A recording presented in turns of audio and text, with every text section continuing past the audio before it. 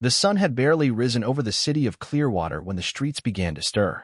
Commuters emerged from their apartments, coffee in hand, while store owners flipped open signs and propped doors with bricks worn smooth from years of routine. It was a day like any other, or at least it looked that way on the surface. But inside the 8th Precinct Police Station, nestled between two aging brick buildings downtown, a series of choices were already being made, choices that would not only alter the course of a few officers' careers but shake an entire department to its core. Officers Kyle Dennison and Brent Malloy had long considered themselves untouchable. Known for their aggressive approach and hardened demeanor, they strutted through the department like kings in uniform, backed by years of overlooking superiors and a file cabinet full of complaints that mysteriously went nowhere. Their reputation was notorious, not for valor, but for abuse cloaked in the authority of the badge. That morning, they were assigned patrol along Main Street, a busy stretch flanked by old storefronts and government buildings. With their sunglasses in place and egos in full gear, they cruised the street in their cruiser, eyes scanning for something or someone they could assert their dominance over. At the corner of Maple and 14th, they spotted a woman standing beside a government-issued SUV. She was dressed simply in jeans and a plain jacket. Her hair was tied back, and her stance was calm, hands resting loosely at her sides as she waited. There was no sign of distress, no crime occurring. But to Officers Dennison and Malloy, she looked like someone who didn't belong, someone easy to harass. Without calling in, without verifying anything, they pulled up hard at the curb, doors slamming as they got out. "Step away from the vehicle," Dennison barked as he approached. The woman turned, eyebrows raised slightly, but said nothing. "I said step away from the vehicle," Malloy shouted, grabbing her by the forearm. "What is this about?" she asked, her voice level. That only seemed to irritate them more. Dennison's hand flew out, and a loud slap cracked across her cheek, stunning the passers-by nearby. Malloy shoved her shoulder roughly. "Don't play games with us," he hissed. "Move along before we haul you in." The woman blinked slowly. Her jaw clenched. She looked around and noticed a small crowd had formed, some filming quietly with their phones. She said nothing at first, simply absorbing the sting of the slap and the indignity of it all.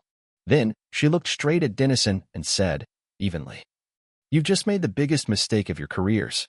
Then she walked away, each step controlled, measured, her head held high.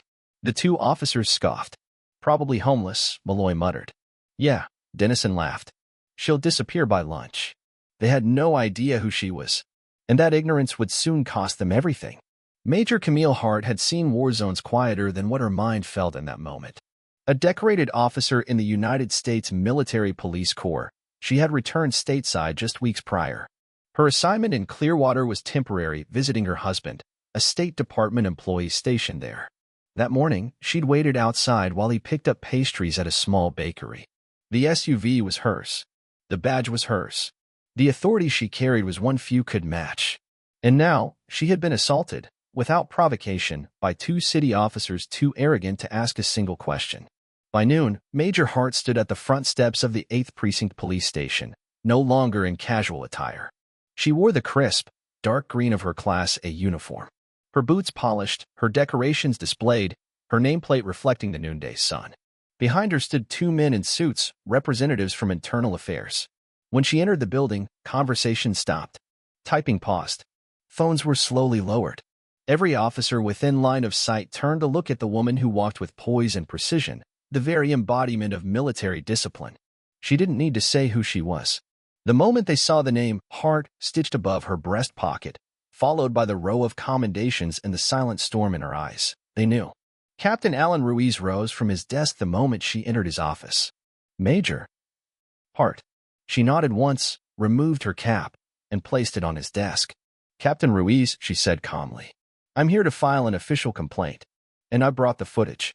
By the time Officers Dennison and Malloy were called into the captain's office, they were still unaware of the storm that had been gathering outside their perception. When they saw the woman in uniform, their faces fell pale. They froze mid-step. "Is this some kind of joke?" Dennison asked. "No," Hart replied. "But what you did was." The Internal Affairs agents played the videos. Multiple angles, multiple devices. The audio was crystal clear. Dennison's slap echoed through the footage. Malloy's shove. Their words. Silence followed. Neither officer had a rebuttal. "You assaulted a federal officer," Ruiz said, "while on duty, in full view of civilians. With recordings." Still, Major Hart did not raise her voice.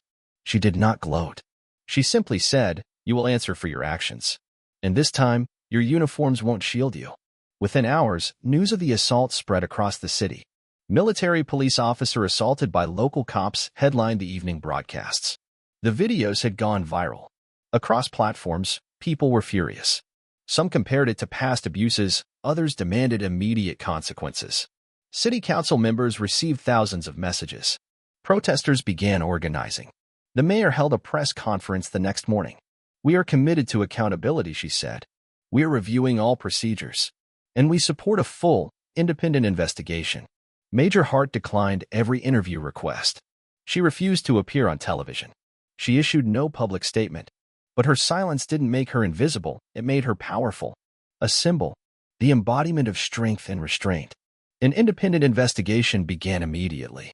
Dennison and Malloy were placed on unpaid leave pending formal charges. But the case didn't stop there.